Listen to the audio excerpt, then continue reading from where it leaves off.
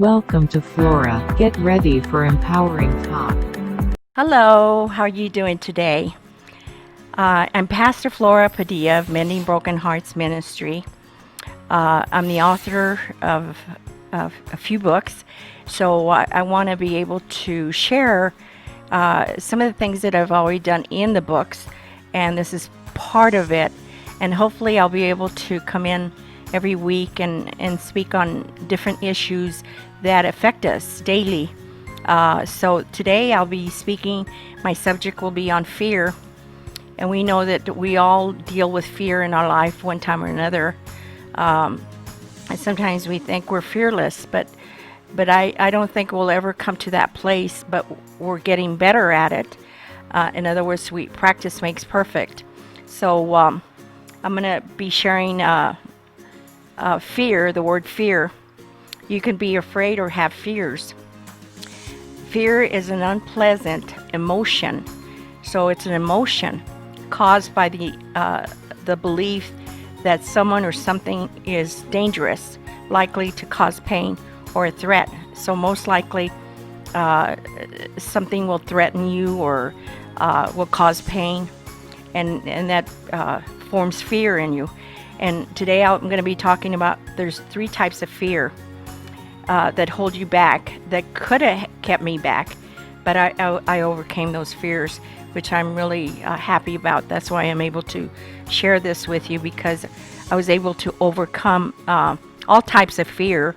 I'm not there yet, but I'm not where I used to be, and through different steps. First, we have the external fear, and it's usually caused by a specific event in your past. External fear are caused by something outside of you. The event in my life was I stepped into a domestic violence marriage, so that was outside of me. Different types of fears that cause anxiety. There are different types of fears that people will face anxiety, because I know I could be fine 1 second and the next minute I have anxiety. And I can give you an example. Okay, like all of a sudden your electricity goes out, and so you're not an electrician, so you kind of get a little anxiety because you need to have light in your house. So learning to recognize the status your fears fall within will help you overcome them. The 2 basic fears are internal and external. As a caring person, I want to empower others with the tools they need to fight anxiety. We will explore the different types of fear in order for you to name those you struggle with, so you can learn how to overcome them. So you have to identify your fear. Knowing the fear we can tackle it. And that's what makes it nice, is that we're able to tackle the fear once we know what's causing the fear. External fear is the easiest to recognize and manage. An external fear is defined by fear or anxiety that is caused by the outside source. An example of this would be a fear of getting in an accident. I had never been in an accident before, so I never knew, I had never experienced that kind of fear. But after my accident, I faced that situation that exposed external fear, such my experience. So there was discomfort and anxiety. I had both of them at the time.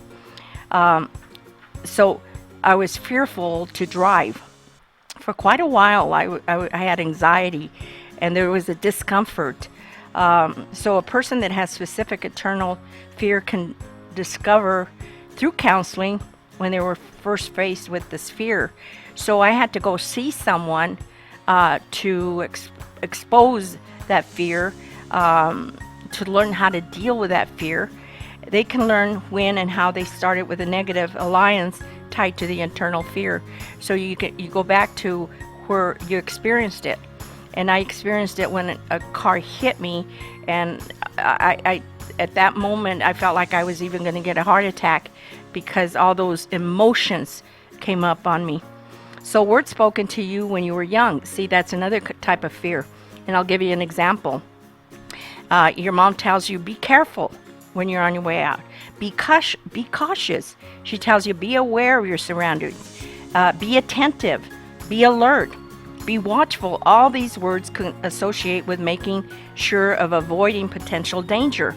So they're good for you, but then they sort of bring fear and anxiety, because you have to be constantly thinking about being cautious and being watchful and being aware and being attentive.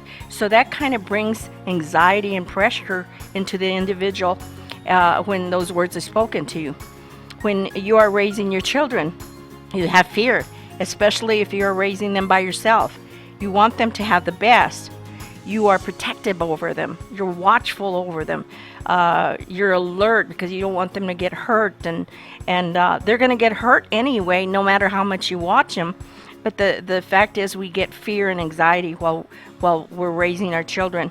You are fearful, and you're not going to do a good job in raising them. That's the why, because you want to do a good job. You want to be able to raise them to be respectful children, to respect authority and all that. So all those things bring pressure and anxiety in you, even though it's kind of like part of life. You get anxious to protect them from harm or loss because you don't want them to get injured. You don't want them to get hurt. You don't want them to be in an accident. And then we are told to be sensible in the use of something, especially money.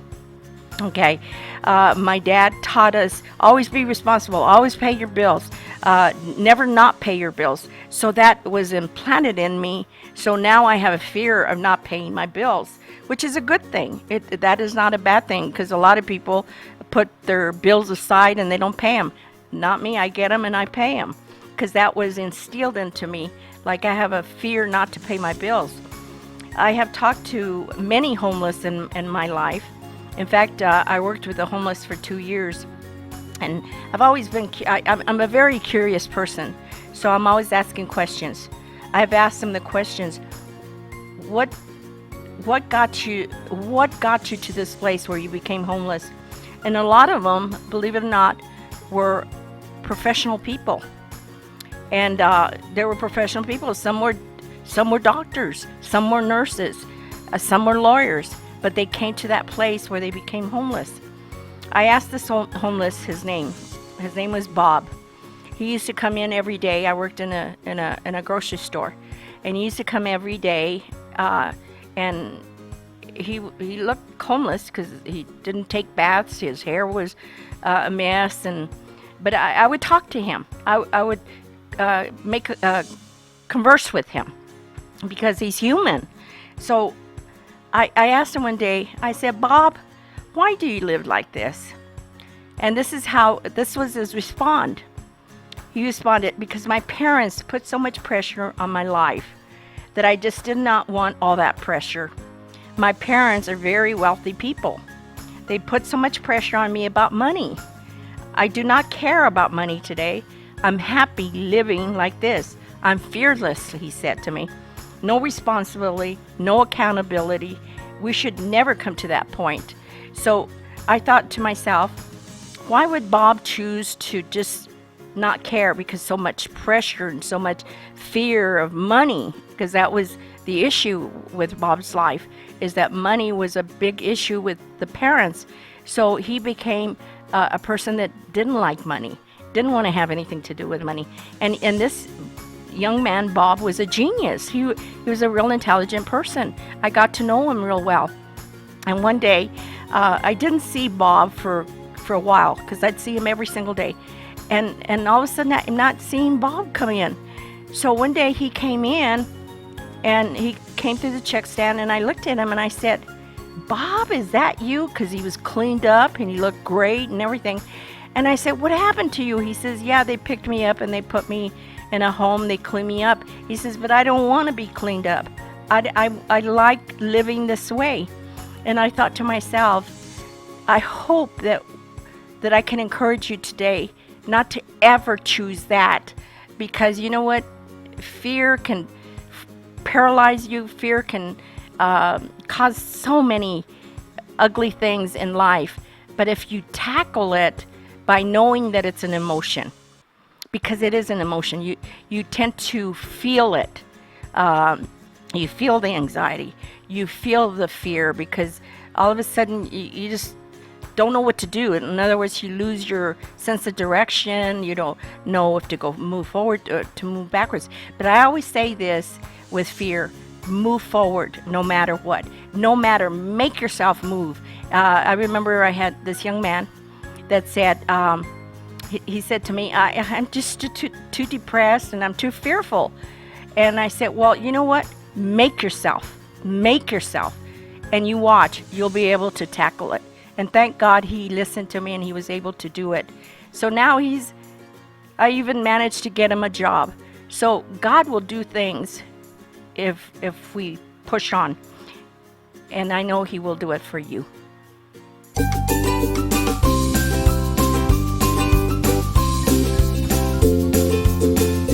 Welcome back. I hope you enjoyed the first part, because I have more to share with you now. So remember I talked about Bob and how sad I was about Bob not wanting to be cleaned up and going and moving forward. He instead went backwards. We should never want to get to that point. We should always want to move forward. And once that is examined, you will learn specific tools in counseling and to erase the negative associations that you previously created. Internal fears are connected with low-level self-esteem, self-worth, and I mentioned that on the last part. People who experience anxiety from internal fears usually have low levels of confidence and self-esteem. I lost my confidence in driving after the accident. After my car accident, I have to admit I lost my confidence. And the example was internal fear is doubting your ability to carry out something or questioning your talents and value. So I started questioning myself. I started having fear of getting hit with another car hitting me, or the red light turning on me, and so there was a lot of doubt. So my confidence kind of went down. So in order to overcome internal fears, it is important to build your self-esteem and sense of self. So what I had to do, I had to go talk to a counselor to find the root cause of my low worth to be able to drive, because I never was afraid to drive. But after the accident, I was afraid to drive. In fact, yesterday, I hadn't felt that fear for a long time because I overcame that fear. But yesterday, I saw a truck coming towards me, and it kind of hit me a little bit, and I said, no, I'm not there anymore. I've already conquered that. So you kind of have to remind yourself that you don't have to have that fear, because it's all in your mind. It's an emotion. Once you recognize that you can repair it and start to build yourself up to become ready to face your insecurities head on. So immediately I acknowledged that was in the past, and I just had to move forward and not be fearful of other cars. Fear and anxiety will paralyze us and keep us from achieving what we want in life. In other words, it's not going to keep me from driving. I'll still get in the car and go do what I need to do, go where I need to go. But a lot of people, they stop driving because of that fear. We're never to get to that point. Anxiety and fear, we have to continue renewing oneself forever. In other words, every day we got to remind ourselves, I conquered that, so I'm not going backwards, I'm going forward. We have to keep on keeping on. I use that a lot. We have to keep on keeping on no matter what. We keep going. We never quit or give up or cave in. That's one of my favorite sayings to myself, to keep fear from overtaking my emotions. If you constantly avoid what you fear, then you are reinforcing that there is something to be feared, because you never allow yourself the chance to face it and see that you are capable of overcoming it. And I think that's where a lot of issues come from, is that we're afraid. But if we stay afraid, we're never going to move forward. A great way to motivate yourself to face your fears is to set goals. Set realistic goals that are broken into small steps, so you do not become overwhelmed. In other words, Don't try to conquer the world in one night. Just like when someone's teaching you something or helping you to become better and to get rid of your fears, it's step by step. You know, you've heard that song, One Day at a Time. Well, guess what? This is step by step. So we're taking steps to overcome fear. So we have to be realistic. So we have to set deadlines and share it with someone you love and trust to help hold yourself accountable. And remember, I talked about Bob, that he didn't want to be accountable to no one. He didn't want no responsibilities. So he kind of gave up on life. That's the way I saw it. And I sure wanted to encourage him to not, but he had already made up his mind and he wanted to live that way. So we kind of just have to allow people to make their own choices. And the last kind of fear is subconscious fear. What do we do about it? First, we must be honest. I always tell anyone that I'm trying to encourage or inspire or build up, I always tell them, you have to be honest. That's the first thing, and it's a priority. Because if you're not honest, you're never going to get rid of your fear. Because see, sometimes pride keeps you from admitting that you have fear because you think you're weak, and it's okay to be weak. A lot of people don't understand that it's okay to be weak, because sometimes we are weak, but then we get strength. We have hope. So many of us are quite insecure about our fears. We might not want to admit to ourselves that we have fear. We need to break that fear circle. So I always say that people stay in fear. It's like a wedding ring, a circle without an end. Too many people stay in that. They're paralyzed, and they tend to stay stuck in that fear because it becomes like a cycle. It becomes a pattern. And I've known a lot of people that say I can't, and I always say you can. My favorite word is you can. I remember I went skiing. I didn't know how to ski, but I went by faith thinking, heck, I can learn. So there was a young man that said, I'm going to teach you how to ski. And I said, good luck, because it's going to take a lot of patience. So he says, no, I'll take the challenge. I said, all right, if you take the challenge, I'm willing to be your victim. So he started teaching me how to ski, and I was fearful because I thought I'm going to land out getting killed, because if he lets me go, I'm going to land out getting killed. So that fear had to leave me. And I remember during that time, it was so funny because he had let me go and I didn't even know it, and I was skiing. So that was a miracle. But it was only because I wanted it to go away. I wanted to learn how to ski. So I was willing to pay the price. I was willing to take the next step.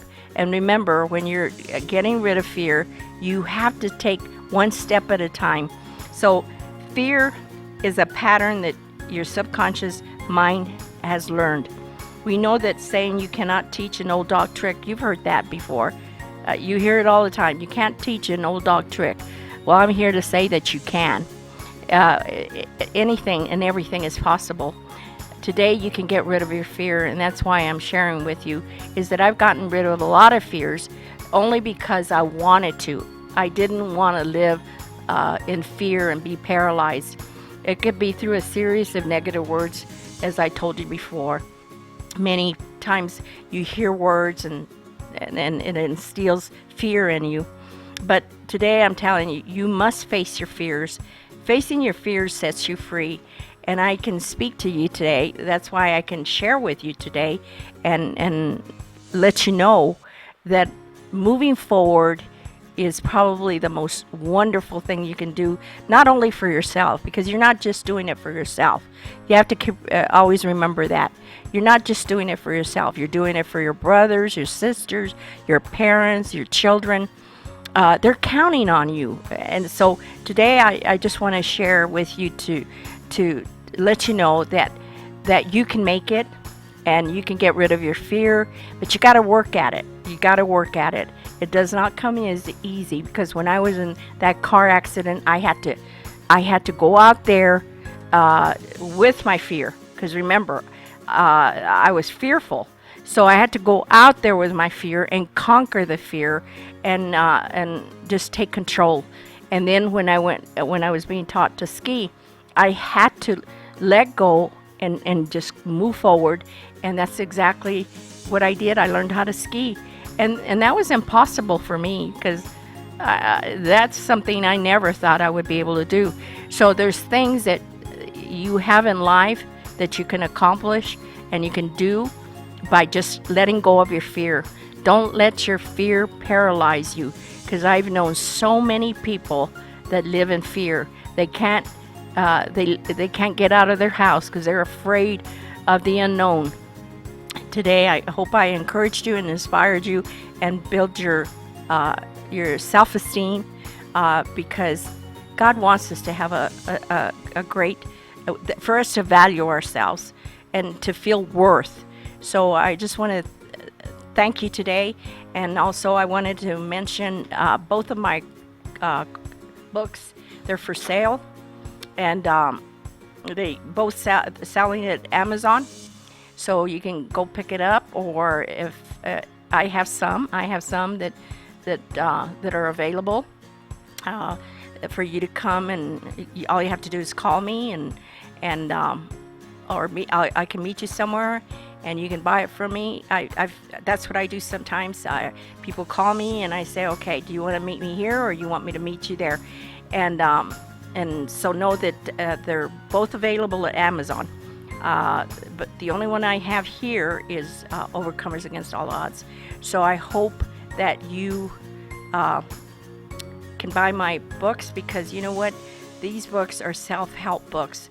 They help you to overcome a lot of things that you might be fearful of. And I know you will, because I was able to do it. So I just thank you, and I hope the best for you.